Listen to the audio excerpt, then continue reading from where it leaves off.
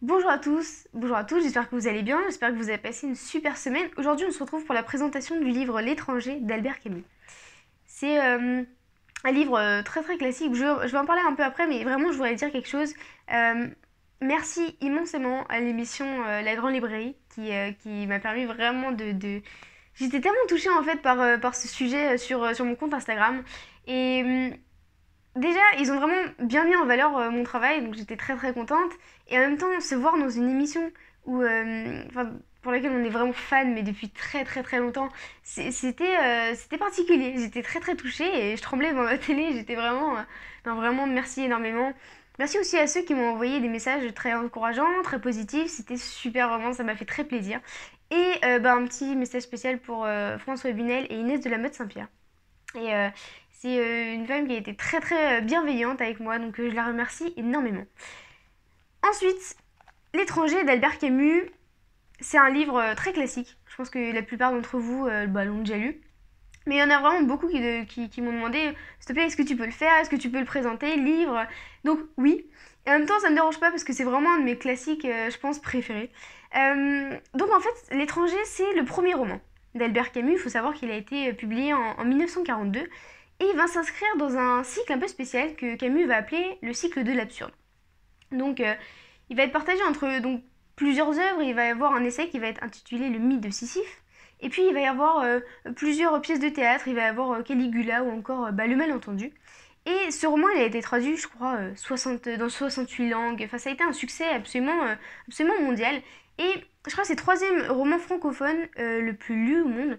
Je crois qu'il vient après Le Petit Prince et un des livres de Jules Verne. Donc vraiment, ça a été un succès immense. Et il y a une adaptation cinématographique qui a été réalisée par Luchino Visconti en 1967. C'était justement, en fait, je crois, le premier indice. Il y en a pas qui ont trouvé grâce au premier indice, mais il y en a quand même qui ont trouvé grâce aux indices suivants, donc félicitations. Petite parenthèse, du coup je mettrai, je crois, les 10 premiers en story pour les féliciter d'avoir trouvé. On ferme la parenthèse. Donc Albert Camus, je vais présenter un peu cet auteur.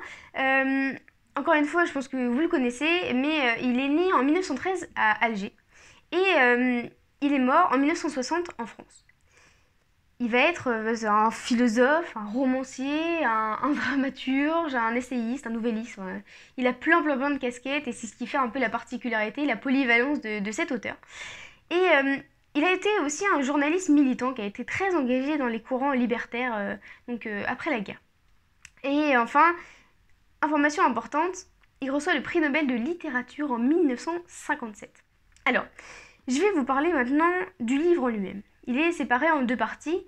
Alors la première partie, c'est une sorte de protagoniste qui s'appelle Meursault. Et il est établi à Alger, donc en Algérie. Et il va recevoir un télégramme un jour qui dit que sa mère est morte. Et alors là, première surprise de l'histoire, qu'est-ce qu'on découvre? Juste, le protagoniste, il regarde la lettre, il n'est pas touché. On a l'impression qu'il s'en fout, que ça le touche pas. Et même ressenti quand il va à l'enterrement, quand il voit le corbillard passer, il ne réagit pas. Même quand il va être près du corps inerte de sa mère qui est devant lui en train de faire la veillée de la défunte, avec une infirmière qui est en pleurs à côté de lui, qui n'arrive plus à s'arrêter de pleurer, et lui, il est stoïque. Il bouge pas, il ressent rien, et tous les gens vont dire mais qu'est-ce que c'est que cet homme qui n'a pas de cœur, c'est vraiment un fils indigne, etc. Donc ça va être un peu le premier événement qui va être un peu bizarre de l'histoire. Ensuite, il va rencontrer Marie. Marie, c'est une jeune fille qui est dactylographe et il va tomber amoureux d'elle. Il va aller au cinéma, ils vont être tous les soirs ensemble, ils vont se voir, et ils vont avoir une liaison ensemble.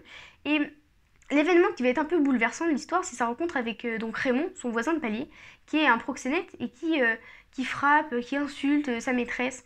Et il va être témoin d'une de ces scènes assez violentes.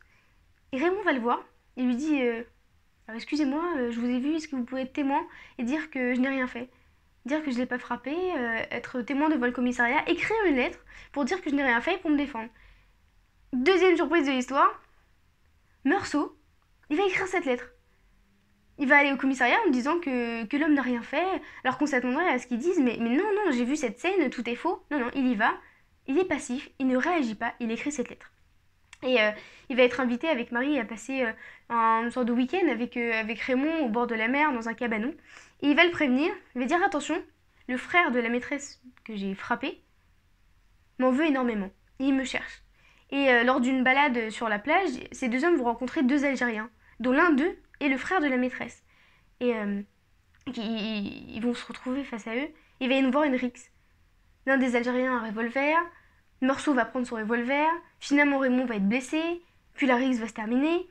Et on peut se dire, bah stop, il va arrêter là, voilà. Et il va pas rechercher encore une bagarre. Non, non. Alors Meursault, il va se rendre encore sur la plage pour une deuxième balade. Et il va se retrouver en face à face avec l'Algérien, le frère de la maîtresse. Et il est aveuglé par le soleil, il tire une balle. Il tue l'homme.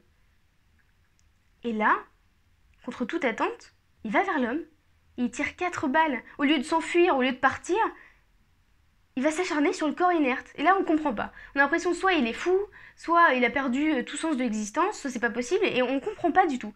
Et voilà, il va l'achever de 4 balles, et la deuxième partie de l'histoire, enfin, du roman, ça va être une sorte de procès qui va être organisé contre lui. Et on va avoir... à la fois, les gens lui disent c'est pas bien ce que t'as fait parce que t'as pas pleuré à l'enterrement de ta mère. On a l'impression qu'ils en ont rien à faire, qu'il ait tué un homme. Et c'est ça qui est assez particulier. Bon, pour ceux qui l'ont lu, j'espère que ça vous aura fait plaisir quand même de reparler l'histoire. Pour ceux qui l'ont pas lu, je vous spoile pas la fin du tout. Donc voilà, c'est un magnifique roman, un style qui est très intriguant. Et on va suivre l'aventure d'un personnage qui ne réagit pas, qui paraît sans affect par rapport à tous les événements qui s'animent devant lui.